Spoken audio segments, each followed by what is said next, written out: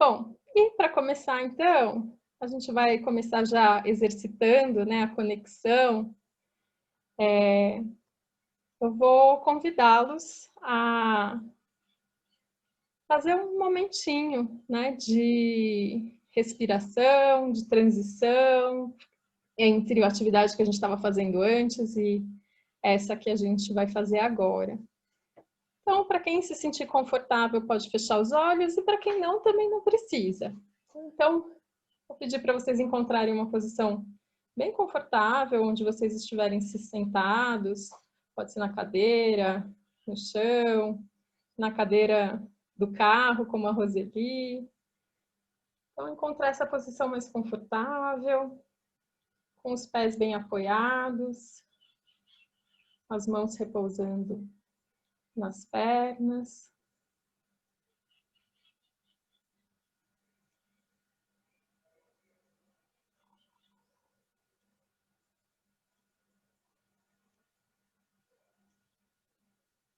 E então, faça 3 respirações no seu ritmo, sem procurar forçar ou modificar nada agora.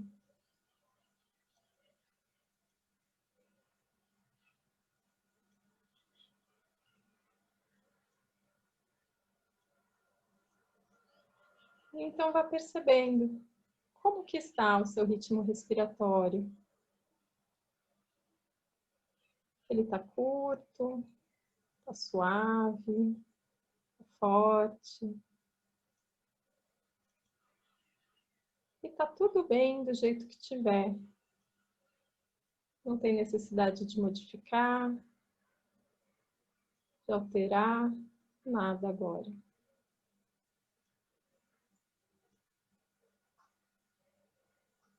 E com gentileza, veja se é possível tornar sua respiração um pouquinho mais suave e um pouquinho mais longa, profunda.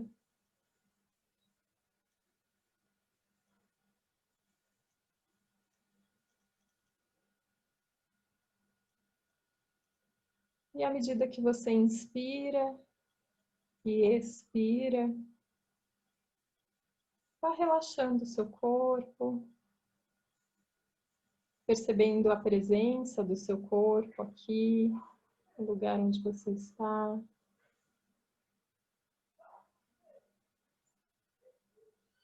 Suavizando a sua expressão. Soltando a musculatura do seu rosto, do maxilar.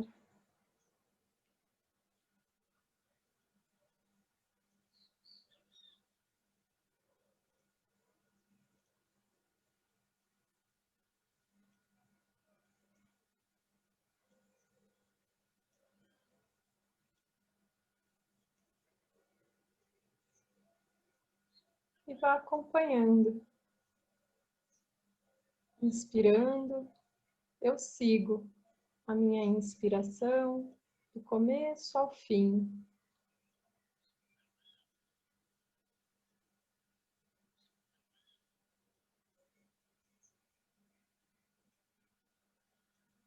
E expirando, eu sigo a minha expiração do começo ao fim.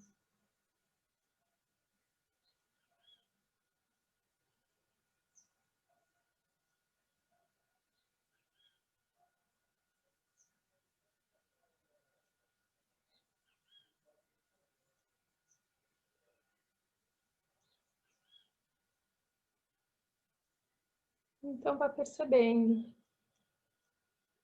novamente o seu corpo, os sons ao redor. E com gentileza, suavemente, você abre seus olhos e se torna disponível para o nosso trabalho aqui de hoje.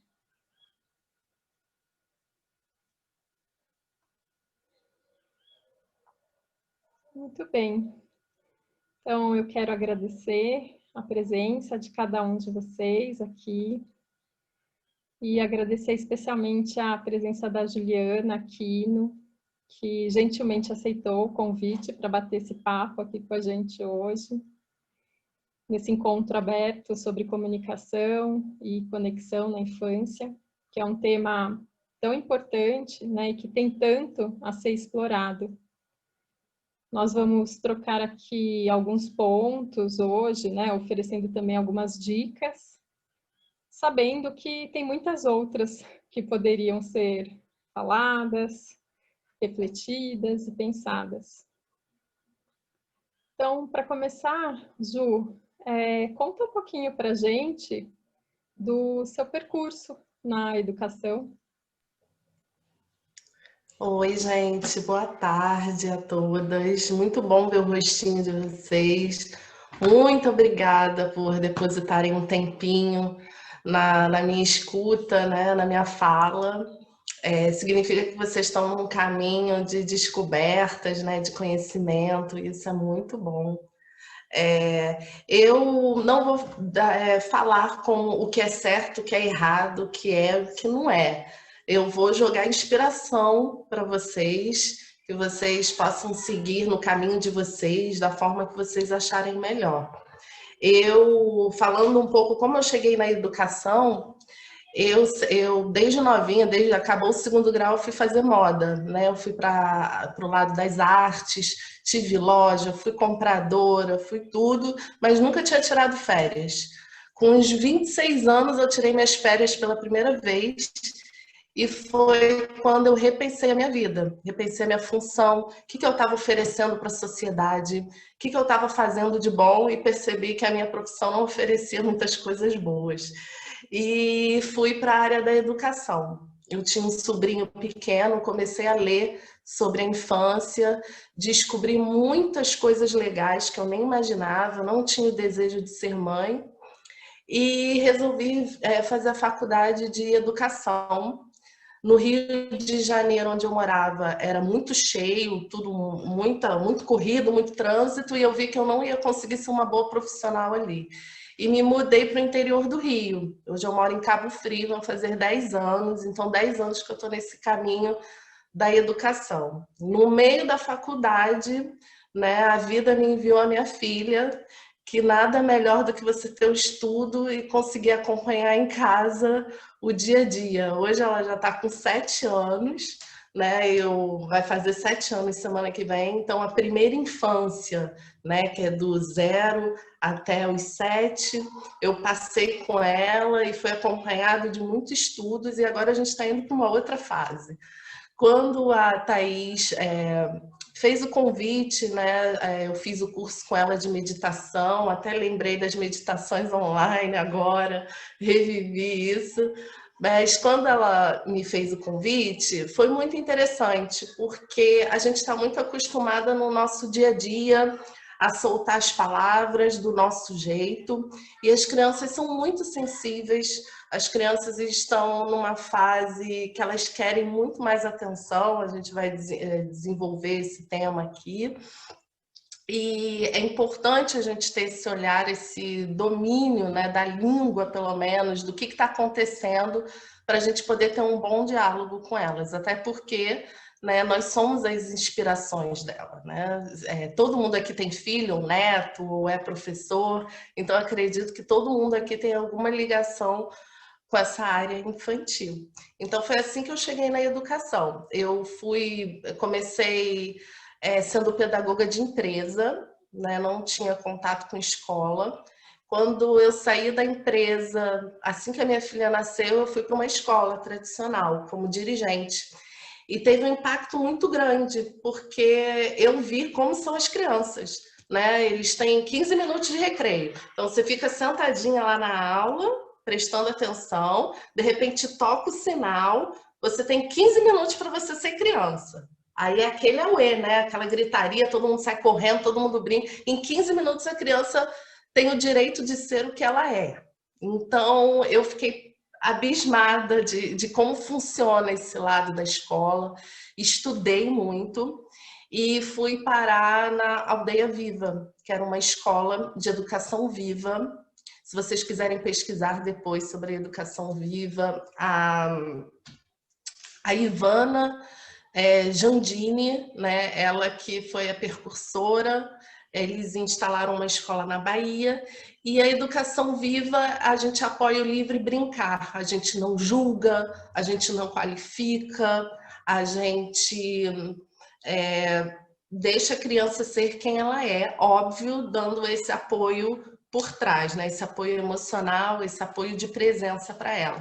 Então, quando eu cheguei na Aldeia Viva, quebrei todos os meus paradigmas, aí é que eu fui estudar mais ainda, né? Aí eu comecei a ver como a gente trata a criança, como a gente fala, o que a criança quer da gente, não é o que a gente acha que a criança quer, é o que a criança quer da gente, e comecei a estudar muito. E também fui convidada, né, a dona, a Luciana Daflon, que ela é especialista em educação montessoriana, veio parar aqui em Cabo Frio, quis abrir uma escola, a gente já se conhecia, e ela me convidou para ser professora de educação infantil. Então, no Montessori, não sei se vocês conhecem, é dividido por agrupadas. Então, tem a agrupada de 0 a 3, de 3 a 6, 6 a 9, e assim vai indo até o segundo grau. E ela me chamou para ser de 0 a 3, né? É aquela idade mais delicada, é aquela idade mais sensível da criança. Eu aceitei o desafio, estudei muito, e hoje eu estou com uma carga que a gente acaba auxiliando as pessoas que têm dúvida nesse processo. Então, estou muito feliz de estar aqui, muito obrigada a vocês, e espero que a minha fala ajude de alguma maneira a caminhada de vocês com as crianças, que elas merecem. Que legal, Ju, saber um pouquinho de você. Bom, para a gente entrar então no nosso tema, né? A gente sabe que a qualidade da educação, ela depende da qualidade de conexão que se estabelece entre adulto e criança. E então a comunicação, ela tem tudo a ver com os relacionamentos, né? Então, essa comunicação com a criança, e no caso da parentalidade, né? Ela também se inicia desde a gestação. E talvez você pudesse falar um pouquinho sobre isso para a gente também, Ju. Sim, na gestação, a gente sempre escuta o seguinte: ai, tem que conversar com o bebê na barriga, tem que conversar para criar laços, para a criança reconhecer a voz. Não é bem assim. O feto, ele está dentro daquela bolsa, né? E tem água ali dentro. Então, quando a mãe ou qualquer outra pessoa está falando com o feto, na verdade, escuta aquela vibração, como se você estivesse embaixo da água e você está ouvindo aquele barulho fora. Então, é a vibração que o bebê escuta. O bebê vai identificar que você é você pela vibração, pelo carinho que você põe na voz, pelas pausas, pelo volume da voz. A gente chama muito de paralinguagem, que é a linguagem não verbal, mas é aquela linguagem que tem aquele jeitinho só seu, e que o bebê vai começar a identificar, tanto o seu, mais da mãe, do que do pai, né? Então, já no feto, a criança já sabe quem é a mãe justamente por esse timbre da sua voz, pelo jeito que você fala. Então, a criança, ali você já faz uma ligação com a criança. Por quê? Porque há uma troca de células, né? Algumas células da mãe passa para a criança, fica no corpo da criança. Então, vocês têm as células da sua mãe, né? Na medula óssea, guardada em cada cantinho do seu corpo. E essa troca já faz essa ligação espiritual com a mãe.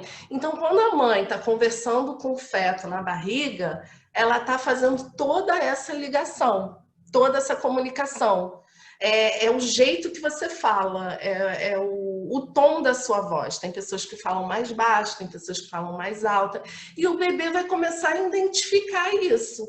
Por isso que quando o bebê sai e entende que você é você, não é pela sua voz ou o que você falou, né? É o jeito que você falou, é como você passou para ele quem você é. Então, a comunicação começa desde aí. Aquela interação que você tem com o bebê, com a criança, aquele respeito, aquele carinho, você já está fazendo desde a gestação por conta desse campo de vibração, entendeu? Então, isso é muito interessante mesmo. Legal. E também tem a ver um pouco com esse ritmo respiratório, né? Assim, a vibração da nossa fala também tem a ver com as pausas que a gente dá, esse aquietar também, né, da fala. Quando a gente medita, né, a gente vai exercitando esse tipo de coisa. Sim, e é o primeiro contato que a criança vai ter com você.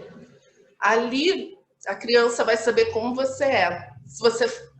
Se ela escuta mais essa vibração à noite, se você fala mais à noite com ela, ela vai começar a perceber que tem um movimento externo, né? Que ela tá ali guardadinha, mas de vez em quando vai acontecendo um som. Então, é interessante isso, que ali já começa o elo de comunicação entre filho e mãe. E depois entra o pai, os avós que estão juntos, ou quem estiver ali junto, a criança também vai começar a perceber. Então, ela cresce com isso internamente dentro dela.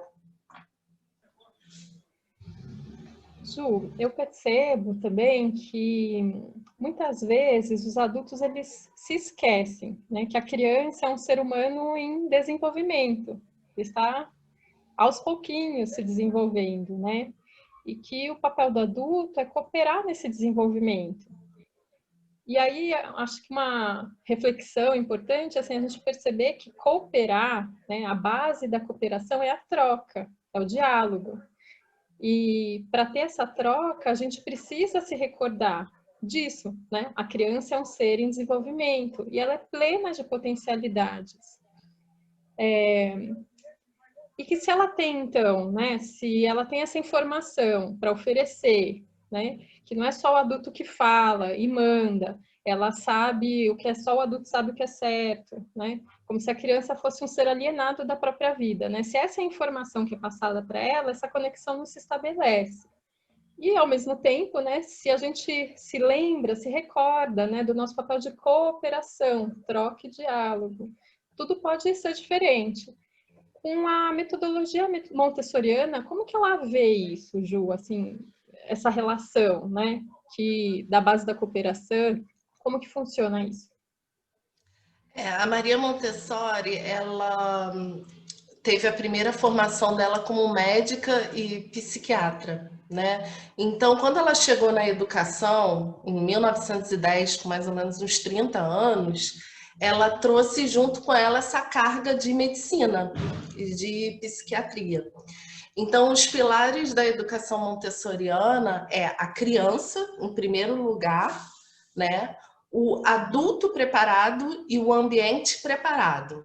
Então, você vê que nos 3 pilares montessorianos, o adulto e o ambiente têm que estar preparado para essa criança que não está preparada. Então, como a gente faz isso? O ambiente, ele deve ser com formas que ajudem a criança, né? Aquelas coisas que a gente está acostumada a ler, na altura dela, a cama, materiais que vão favorecer a sensibilidade da criança, que vão favorecer o visual, entendeu? Então, coisas coloridas, mas nem fortes, nem muito. A gente saber mesclar o ambiente da criança para que ela possa se desenvolver. Não adianta você pedir para a criança pentear o cabelo e a escova está no alto. Né? Não adianta você pedir para a criança vestir um calçado e é de cadastro. Né? Então, tem que ter um ambiente preparado. E no Montessori, a gente se prepara e prepara o ambiente. O ambiente está preparado? Tá tudo legal? Tem espaço para a criança andar? Tem espaço para a criança se movimentar? Ok. Então agora é o adulto que vai se preparar para essa criança. Como o adulto vai se preparar para essa criança? No Montessori, a gente fala o mínimo possível. A nossa comunicação é não verbal. A gente se comunica através do olhar, do gesto. A gente não repete frases, A gente não fica repetindo frases. Ah, agora pega. Agora vai ali. Agora vamos todo mundo calçar o sapato, porque agora a gente vai lá fora. Não existe isso, né? Eu também, na minha sala, eu também fico com uma pantufazinha. Quando eu tiro a pantufa e pego a cesta de sapatos, as crianças já estão ligadas no ambiente, elas já vêm junto comigo. Então, tudo, desde o primeiro dia de aula, uma turminha que eu pego de 0 a 3, que é aquela turminha que não tem noção do que está ali. O primeiro contato da criança fora de casa é na escola. Então, para a criança, a casa é o mundo.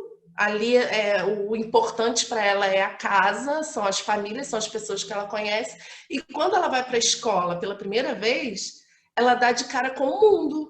O mundo é assim, ela vai encontrar crianças que fazem tais coisas, adultos que tratam ela de certas maneiras. Então, eu receber essa criança numa sala montessoriana é o primeiro contato que ela vai ter com o mundo. Então, a gente não fala muito, a gente não é maçante nas palavras, a gente se comunica através dos gestos. Então, a criança, quando chega, ela pega a mochilinha dela, ela abre, é muito bonitinho, você vê 2 anos uma criança abrindo, pegando o lanchinho, botando na bandejinha de lanche, fechando e guardando. Como eu vou explicar isso para ela? Olha, criança, agora você abre, agora você pega, agora... Não, eu não ensino assim. Eu faço. Primeiro eu faço do lado dela. Se você quer que uma criança faça alguma coisa, você tem que ser o exemplo. É aquilo que a gente encontra no Google, né? Não posso falar para minha filha não ver televisão se eu passo o dia inteiro vendo televisão. Então, no montessoriano, a gente cuida desse movimento da criança perceber você, né? Não é você que está ligada nas crianças. Você tem que fazer com que a criança esteja ligada em você e siga você. Siga como você quer conduzir aquilo. E funciona. É só a gente não fala muito. O que acontece? Quando a gente fala de uma forma agressiva, é intuitivo a pessoa responder de forma agressiva. Então, se você fala, não faz isso que eu estou pedindo, a criança já vai explodir. Se você fala de uma outra maneira, a criança vai receber dessa maneira.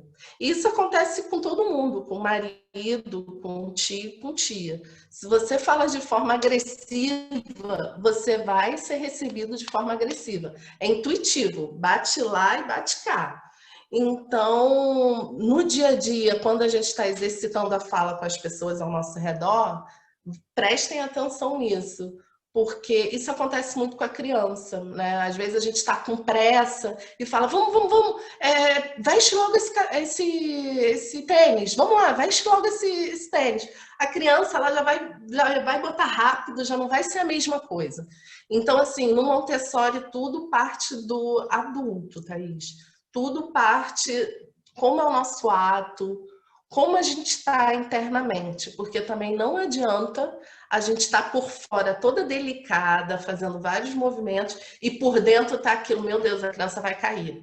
Ai, meu Deus, a criança vai cair, eu estou aqui, eu não posso. Não, você tem que trabalhar essa confiança na criança também, porque todas são capazes, né? Eu estou até com uma blusa aqui, vou até levantar. É uma blusa, tá ao contrário, né? É de uma escola que ela é para pais. Ela fica no Rio Grande do Sul. Eu fui fazer 2 retiros lá. Eles falam que as crianças já estão prontas. Então, a criança vai lá, curte todas, se desenvolve, tem os adultos para mediar, mas os pais é que vão para ter aula. Então, uma das frases que a gente aprende lá é deixem as crianças em paz. Porque se a gente fica muito em cima delas, não existe comunicação. Se a gente afoga elas e não dá liberdade para elas se desenvolverem, a gente acaba abafando elas. E aí acaba com toda a nossa comunicação. Então é muito importante no Montessori e na educação viva também ter essa brincadeira espontânea. Porque é na brincadeira espontânea que a gente vai ver o que a criança quer. A gente não vai perguntar para ela como você está se sentindo, o que você quer. Não. É através da brincadeira espontânea que você vai ver como a criança está. Se a criança está agoniada, se a criança está com medo, se a criança está com raiva, ela vai transparecer nas brincadeiras dela. Se ela está feliz, se ela está acolhida, se ela está satisfeita, é através do brincar que o adulto vai ter esse olhar. Entendeu? Com a criança funciona assim. Então a brincadeira acaba que vira a janela da alma, né? O brincar espontâneo. Existe o brincar guiado? Existe também. Existe as brincadeiras folclóricas, né? Ah, vamos pular amarelinha, vamos pular corda. Essa é uma brincadeira guiada. Agora, brincadeira espontânea é quando você chega para a criança e fala: olha, tem aqui o seu espaço, tem aqui os seus brinquedos, tem aqui um jardim e você fique à vontade para você fazer o que você quiser.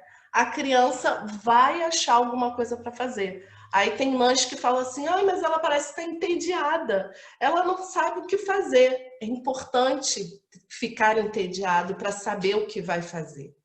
Entendeu? Esse é um dos lances da comunicação. Você trazer a confiança para a criança. Não, tudo bem, você não sabe o que fazer? Vamos sentar um pouquinho, espera, daqui a pouco você vai achar alguma coisa para você fazer. Isso você está transmitindo confiança para a criança.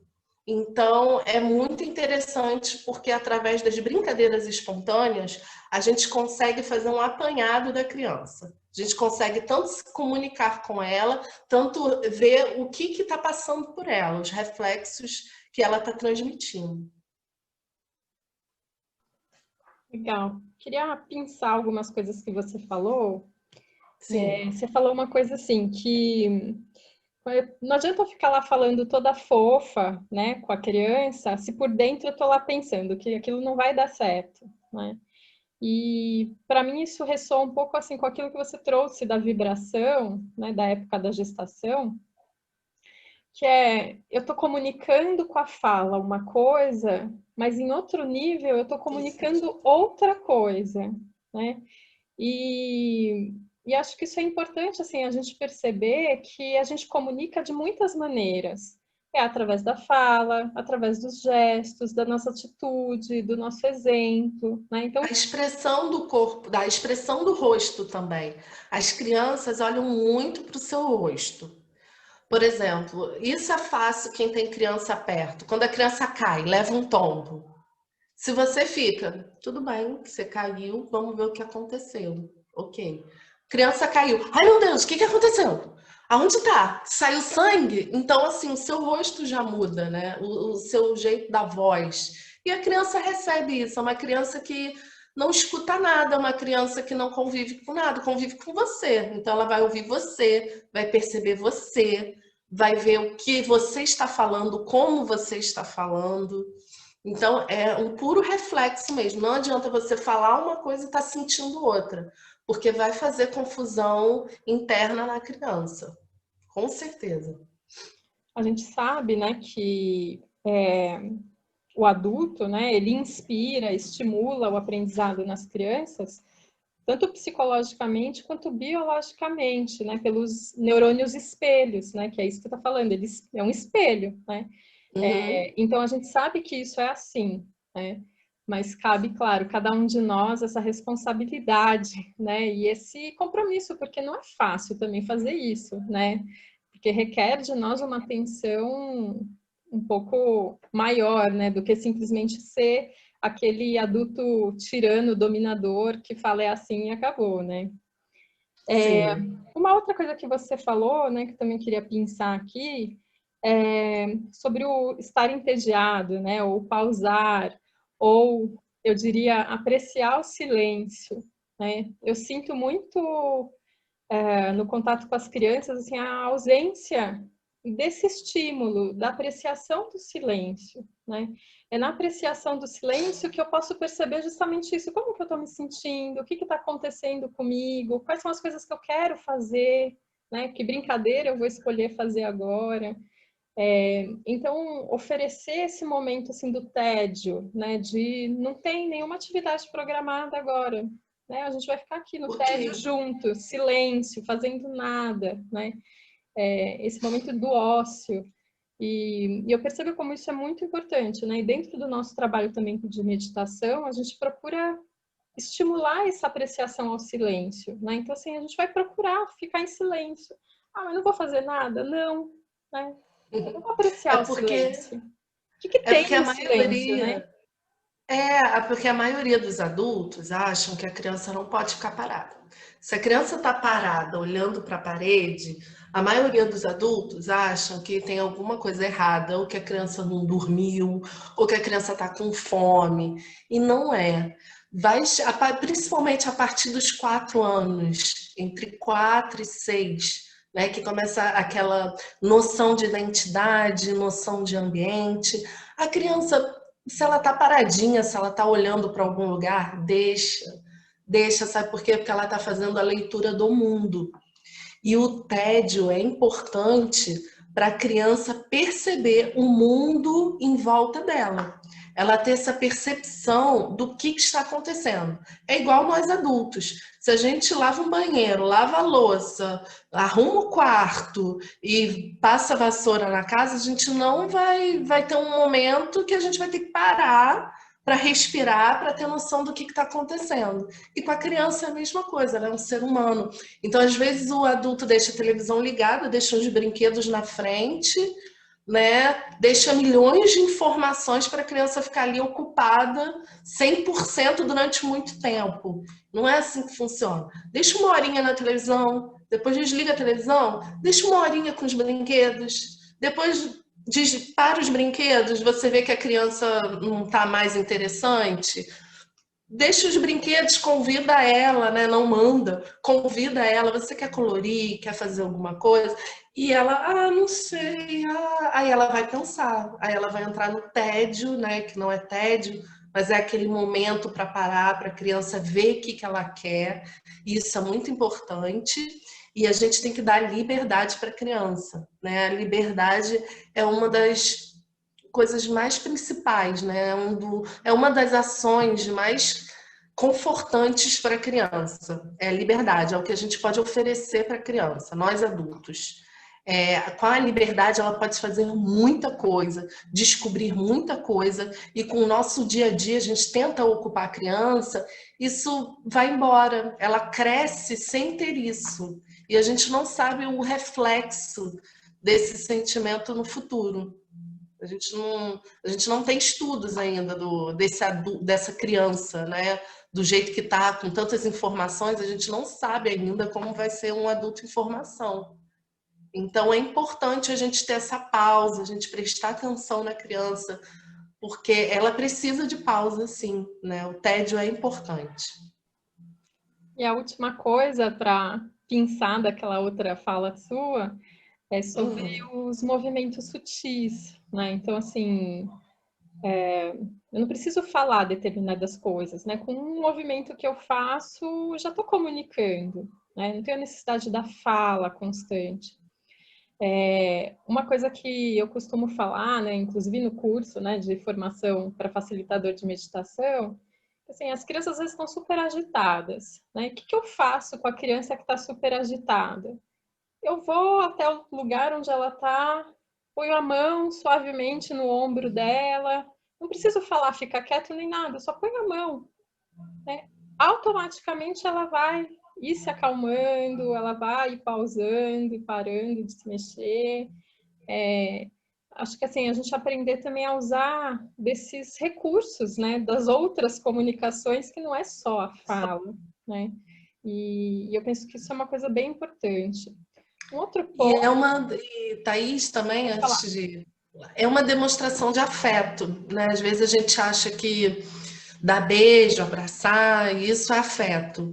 O afeto também é você estar no olhar. É você, na educação viva, eu aprendi muito isso. Com o olhar, a criança consegue detectar tudo que você quer. É só você saber o que você quer passar para ela. E passa através do olhar e a criança reconhece. Isso pode ser difícil entre os adultos, né? Você ter uma amiga, você olhar, acontece. Você olhar, a gente já sabe o que o outro quer. Mas com a criança está neutra, a criança está em descoberta, a criança está curiosa. Então, ela vai olhar nos seus olhos, ela vai identificar. Então, ela vai saber que da próxima vez que ela olhar para você, ela vai conseguir identificar também. Então, vira um exercício entre o adulto e a criança. É esse olhar. Às vezes, a gente acha que é impossível. Às vezes, a gente que Juliana é essa que está falando que está tudo calmo, está tudo tranquilo, é só no olhar, no gesto. Mas funciona. Funciona você estar no dia a dia com a criança e fazer isso de forma consciente, né? É muito que a gente fala na educação viva e consciente. Por quê? Porque é uma educação viva, é uma educação que está pulsante, é uma educação que você tem noção do que você está fazendo. Por isso que ela é viva, porque ela pulsa dentro de você, e ela é consciente porque você sabe o que você está fazendo. Então, o bom é esse. É um exercício, gente. É um exercício diário, de fala, de gesto, de espírito mesmo, de como você está. Por isso que eu fui atrás da meditação, para mim e para as crianças também, porque é importante a gente ter esse alinhamento para a criança perceber o seu estado emocional e espiritual, como está. Para você poder ter uma comunicação com ela. Se você não está bem, vai sair qualquer coisa, você vai agir de qualquer coisa, de qualquer forma, e a criança vai perceber e vai crescer com isso. Então, é bem delicado mesmo. E acho que assim, essa percepção, né, que a gente ganha ao praticar a meditação, é inclusive perceber que eu não estou bem e poder comunicar isso. Olha, hoje eu estou assim, né? Que a criança também ela vai aprender que tem dias que a gente também não está bem e ela vai cooperar também com essa situação, né? Eu percebo muito isso, que as crianças elas cooperam quando a gente fala, olha, hoje eu não estou muito bem, né? Eu preciso que você faça tal e tal coisa para me ajudar hoje, né? Porque eu não estou me sentindo tão bem assim. E elas são muito cooperativas quando a gente é muito autêntico, né? Honesto. Uma outra coisa, Ju, é uma coisa que foi até uma das conversas que a gente teve. Não sei se a Ju travou aqui. Você está me ouvindo? Tá. Estou te ouvindo. Tá Antes bom. deu uma travadinha, mas eu consegui te ouvir. Tá bom. Uma da outra coisa, né, que eu queria te perguntar, que a gente já conversou até sobre isso, é a questão do falar no diminutivo com a criança, né? Ou até usar palavras erradas para falar com a criança, porque a criança fala e se acha bonitinho, né? Conta um pouquinho para a gente sobre isso, que eu acho que é um ponto bem esclarecedor também, né? Sim. Na gestação e nos primeiros meses, tudo bem, porque a criança é aquilo que a gente conversou, a criança ela está ouvindo o seu jeito, o seu timbre, e é até uma forma de demonstrar afeto para ela, né? Ela vai perceber que quando você fala assim no diminutivo, significa que você está mais fofinha, você está querendo mais transmitir afeto. O lance vem quando a criança começa a falar, quando ela começa a balbuciar os sons, aí vai começar a ficar mais difícil, tanto para a criança quanto para você. Por quê? Imagina a criança está identificando as palavras, está identificando o som, ela vai ter que trabalhar 2 vezes. Ela vai ter que trabalhar que a cama é o lugar que ela dorme e ela vai ter que trabalhar que a caminha também é o lugar que ela dorme. Aí ela vai ter que trabalhar que começa igual, mas o final termina com inho. E aí depois ela vai começar a perceber que isso só não acontece com a cama, acontece com várias outras coisas. E aí ela vai perceber que às vezes o adulto fala inho, às vezes o adulto não fala inho. E aí também a criança vai perceber que o adulto, quando ele está chateado, ele não fala inho, quando ele quer agradar, ele fala inho. Então, para a gente parar um pouco para analisar a situação, confunde a mente da criança. E botar as terminações no inho é outra coisa também que no Montessori a gente não faz, é dar apelido. A gente não faz apelido. Eduardo não é Edu, Juliana não é Juju, Por quê? Porque o nome cria uma identidade muito forte. Você cresce sabendo o seu nome. Então, quando você é pequenininho, tá lá, e às vezes você é Edu, às vezes você é Dudu, às vezes você é Caio ou qualquer outro nome, confunde a identidade da criança. Não, mas quem sou eu? Quando alguém vai me chamar de apelido, quando não vai?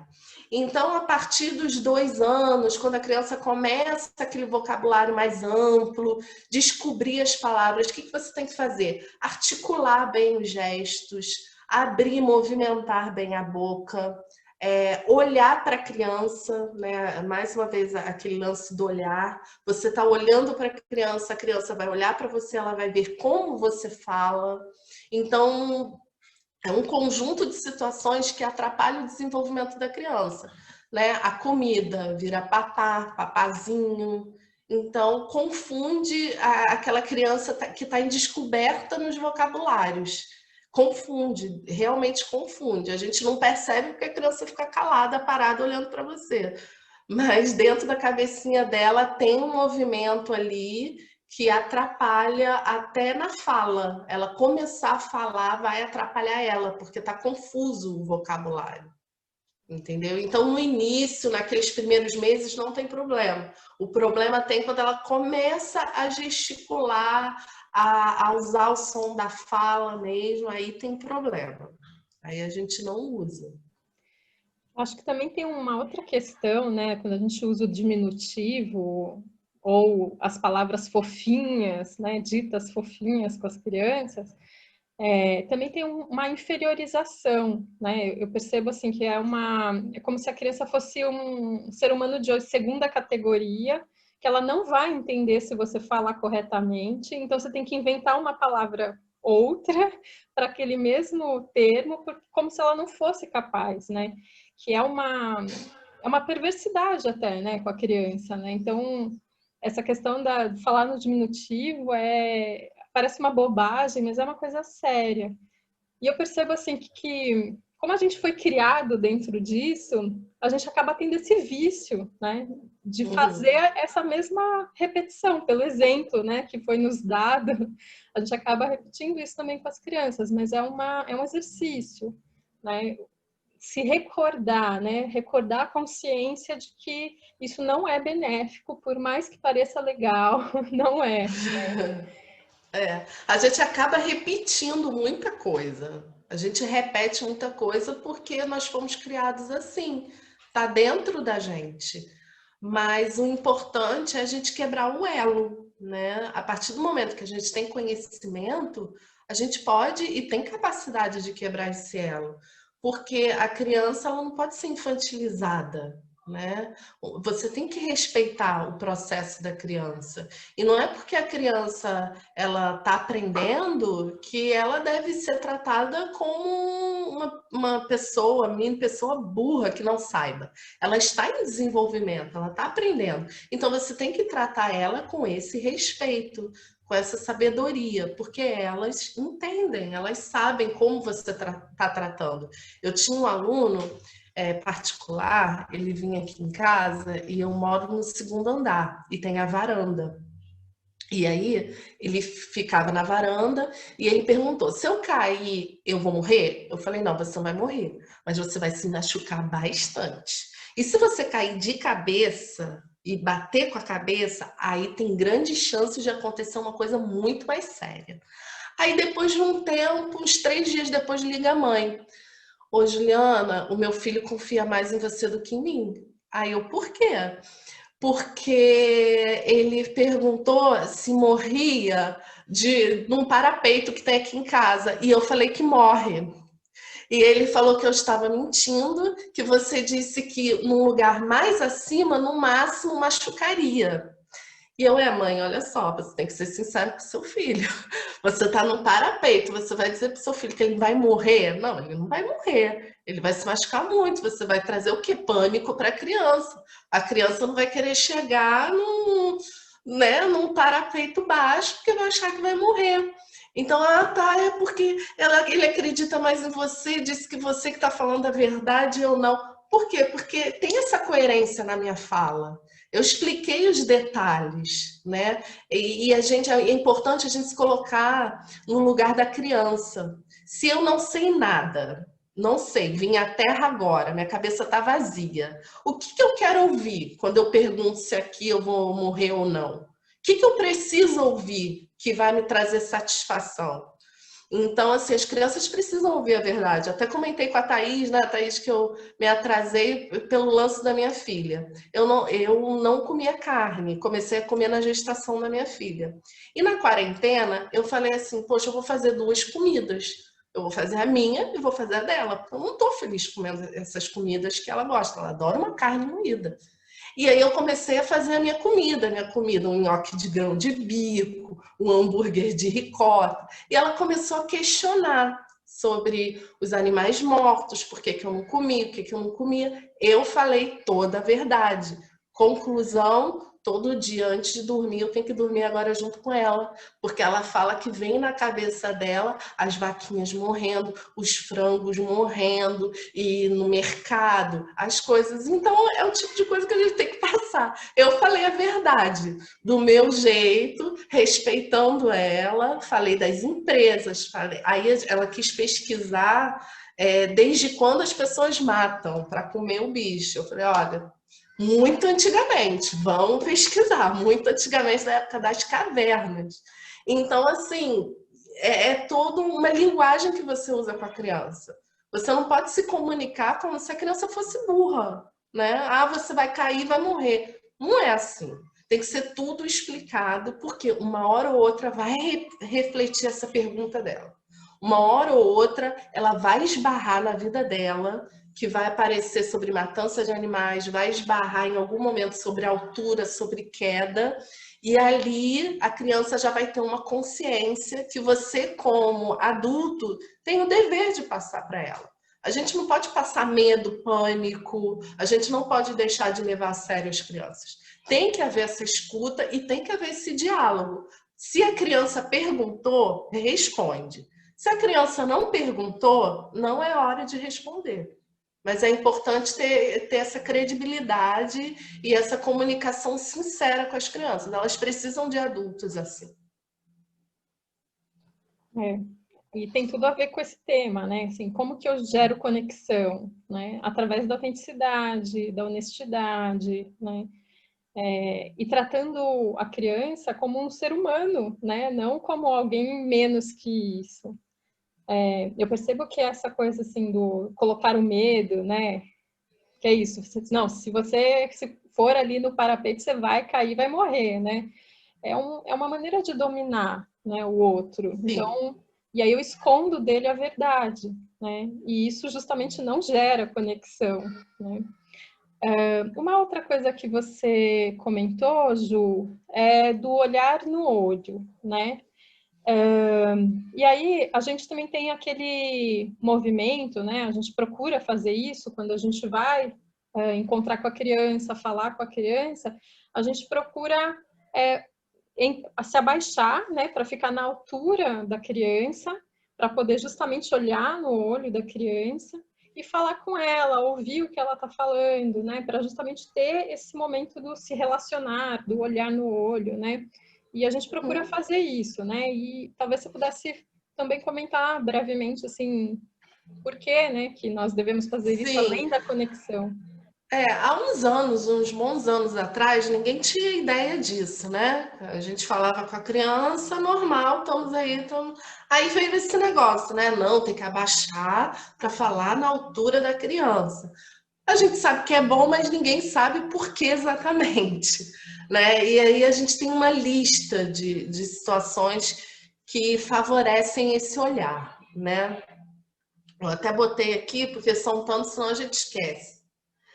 A gente promove a autoestima. Quando a gente olha no olho, na altura da criança, a gente está desenvolvendo a autoestima da criança. A criança está se sentindo importante ali. Gera uma comunicação afetiva. A criança está vendo que você está ali preocupada com ela. Você abaixou, você está ali, você está direto para ela. Então tem uma conexão de afeto rolando ali. a criança tem mais confiança para ela se expressar. A partir do momento que ela está sendo ouvida, ela, no dia a dia dela, ela vai desenvolver essa confiança de ser ouvida, de falar, entendeu? Ela não vai ser aquela criança insegura, né? A gente mostra quando a gente abaixa e fala com ela, a gente está mostrando para ela o que é importante. Então, toda vez que você abaixar e falar com ela, ela já vai saber que aquilo ali é importante. Aí o que ela vai fazer? Já vai ter mais atenção. Poxa, abaixou para falar comigo, então já sei que aí vem alguma coisa. Então eu vou ter que ter atenção nesse momento. Não adianta você querer conversar com a criança, né? Com a criança andando e você fazendo outra coisa. Então ali ela já sabe, a partir desse movimento, ela já sabe que ela tem que ter atenção a partir dali, né? Um exercício. Né? Promove a inteligência emocional, porque ali você está conversando, você está ouvindo, a criança fala, a criança escuta, então o desenvolvimento emocional ali está sendo desenvolvido. Gera uma comunicação não verbal e a sua empatia. Então ali a criança está se colocando no lugar do pai, da mãe, do adulto, e o adulto se coloca no lugar da criança. Tá? Então rola essa empatia entre um e outro e a criança acaba desenvolvendo isso, né? A gente começa a relacionar, a criança aprende a se relacionar com calma e com serenidade. A forma que você se comunica com ela vai ser a forma que ela vai se comunicar com o mundo. Então, a partir do momento que você abaixa, conversa com ela num tom ameno, explica as situações, ela vai ser uma criança mais serena, ela vai ser uma criança que vai ter mais entendimento, justamente por causa desse exercício. Facilita a escuta e mantém o contato visual. Quantas vezes você não fala com a criança está olhando para outro lugar? E a criança não está nem aí, pode estar ouvindo, mas ela não está ali. Né? Às vezes entra, mas não absorve. Então, quando você fala, a criança está entendendo que aquilo ali é para ela captar. Ela olha no seu olho, você olha no olho dela. Então, tem essa escuta e essa troca importante. E ajuda na concentração na hora da conversa. Você está conversando com a criança está concentrada. Então, é um exercício que ela vai levar no dia a dia dela. Né? Não é só naquele momento. É uma ação que você vai desenvolvendo no dia a dia e ela vai trazendo de várias formas. Essa ação, ela traz de várias formas para o dia a dia dela. Né? A minha filha já está com 7, então quando eu abaixo ela já está maior. Aí teve um dia que ela falou assim, mãe, por que você está falando de baixo para cima? Eu falei, calma aí, deixa eu pegar um banquinho então. Aí tem aqueles banquinhos que auxilia ela a subir, eu sentando no banquinho, eu tô direto no olho dela. Então a gente tem que ir subindo a escadinha, conforme a criança vai crescendo. Legal, Ju. Acho que só duas coisas, né, que eu queria acrescentar do que você falou, é que quando também a gente abaixa para ficar na altura da criança, tem uma atitude por trás disso, que é eu me colocar num pé de igualdade, né, com a criança. Humildade, né? E uma outra coisa é que até, assim, em termos de cerebrais, né, assim, que você falou, ó, quando a gente abaixa, ela sabe que é o momento de ter atenção. Quando a gente senta para meditar, a gente tem uma postura para meditar que comunica para o nosso cérebro. Agora eu tenho que estar atento, né? Eu estou fazendo algo que é importante. Então, é essa mesma relação, né? Assim, é uma comunicação em outro nível que diz para o nosso cérebro, olha, agora é hora de ter atenção, né? Então, é importante a gente perceber isso. E Thaís, tudo que é feito nessa primeira infância é a base para o adulto dela, né? Infelizmente, porque vai ter erros, vai ter acertos. O importante, o que conforta, né, o educador e os pais, é a gente ter essa consciência do que a gente está fazendo o nosso melhor. a gente vai errar, né? Eu erro, muitas pessoas erram, mas a gente está nesse caminho de busca para as crianças é muito importante, porque a gente tem no Montessori a educação para a paz, a educação cósmica. A gente cria um adulto que vai cuidar do nosso mundo no futuro. Então, esses tipos de ações nada mais é do que uma preparação para ser um adulto consciente, para ser um adulto consciente do que ele quer fazer, do que ele é, de respeito, de igualdade, né? Então, a gente não pode tratar a criança como um ser inferior. Pelo contrário, eles são nossos tesouros. Nós estamos aqui tentando oferecer o máximo que a gente pode para eles. O nosso tempo dá tempo ainda de falar um pouquinho? Eu queria falar só sobre o espelhamento, porque o espelhamento foi uma coisa que eu vi na prática e é mágico. Por exemplo, a criança está pulando no sofá. Em vez de você falar, não pula no sofá, você fala, você está pulando no sofá. Então, você acaba espelhando para a criança as ações dela. E a partir daí, você deixa a criança desenvolver na cabeça dela o certo e o errado. Então, você não diz, ó, tá errado pular no sofá, não pula. Você fala, Laura, você está pulando no sofá. Laura, você está pulando no sofá. Laura, você está pulando no sofá. E vai chegar uma hora que a criança vai parar. Isso serve para tudo, serve para briga entre as crianças. Ah, mãe, fulano pegou minha boneca. Ó, fulano tá dizendo que você pegou a boneca. Aí o outro vai dizer, mas eu peguei porque eu quis. Aí você fala, tá falando que ela pegou porque ela quis. Ah, mas eu não sei o quê. E aí você vai espelhando o diálogo dela. Você não se mete, você fica neutra e você só faz o espelhamento. Você desenvolve para a criança o que ela está fazendo. E aí você deixa a criança desenvolver isso dentro da cabecinha dela. Porque daí ela vai discernir o que é certo, o que é errado, o que dá, o que não dá.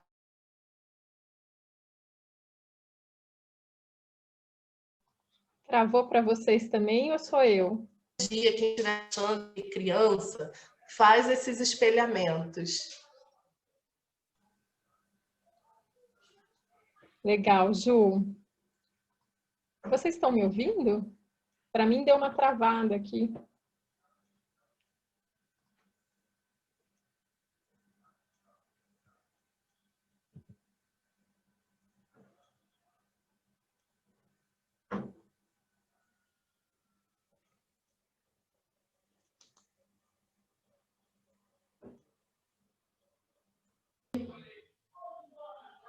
Oi, Thaís. Oi, caiu a minha internet.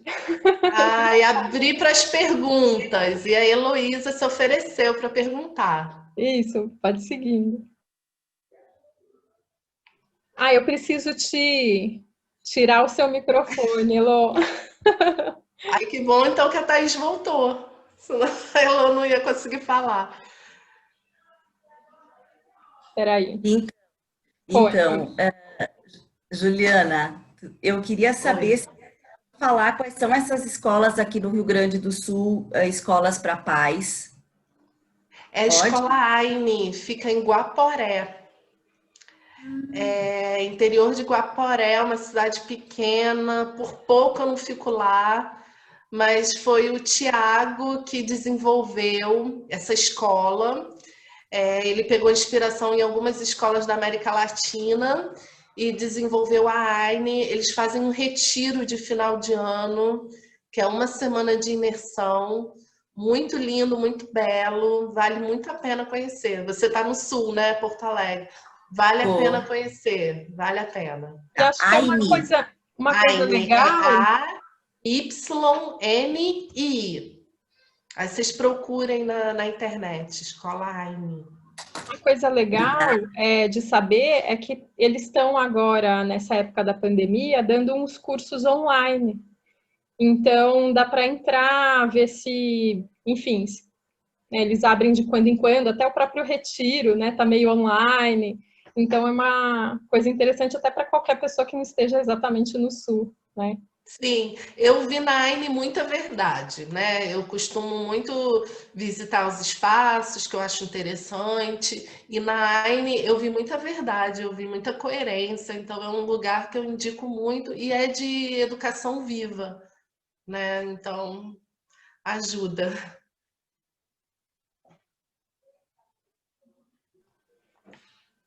Muito bom. Mais alguém quer perguntar alguma coisa? Então, acho que a gente pode ir encerrando. Acho que eu gostaria, bom, primeiro de te agradecer, né, Ju, Ah, pela disponibilidade de compartilhar com a gente os seus estudos e experiências. Como eu falei no começo, tem muita coisa que a gente poderia falar sobre comunicação, né? E aqui tem algumas dicas e algumas ideias possíveis. E acho que também o que eu gostaria de encorajar, né? Que talvez ouvir tudo isso possa parecer que de algum modo parece utópico, né? Impossível de ser alcançado. E acho que é recordar que a gente faz o que é possível, né? A gente faz o que dá naquele momento que é possível e que está tudo bem, né? Sempre é possível a gente refazer as escolhas, né? Acho que ter essa honestidade consigo mesmo, né? Saber que sim, eu sou um exemplo e eu vou comunicar aquilo que eu sou para a criança, né? Então é isso que a gente faz no fim, né? A gente comunica o que a gente é e como a gente está nesse momento.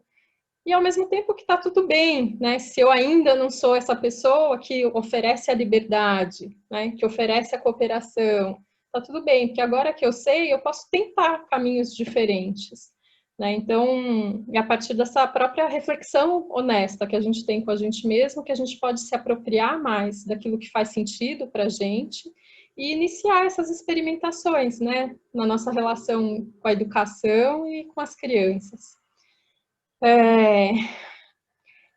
Bom, então eu quero agradecer cada um de vocês pela disponibilidade e tempo de estar aqui com a gente. E talvez a gente possa ter outras conversas com outros assuntos, né? Inclusive da própria comunicação, que tem tanta coisa que a gente tinha já uma listinha de coisas para falar que não deu tempo, né? Mas que nessa uma horinha a gente pôde oferecer algumas dicas e ideias para cooperar no processo de todo mundo aí e no contato com as crianças. Então, muito obrigada a todos vocês, obrigada, Ju. Você quer falar mais alguma coisa, Ju? quero. Só vou agradecer mesmo o tempo de vocês. Espero que tenha sido válido, pelo menos alguma coisinha. Se vocês quiserem, eu estou disponível também para o que vocês quiserem. Pode me adicionarem no Instagram, Juliana aqui no 942. E o que vocês precisarem são bem-vindos também em Cabo Frio para conhecer a escola Aldeia Viva, Montessoriano também. Então, muito agradecida pela escuta de vocês. Obrigada. Tchau, pessoal.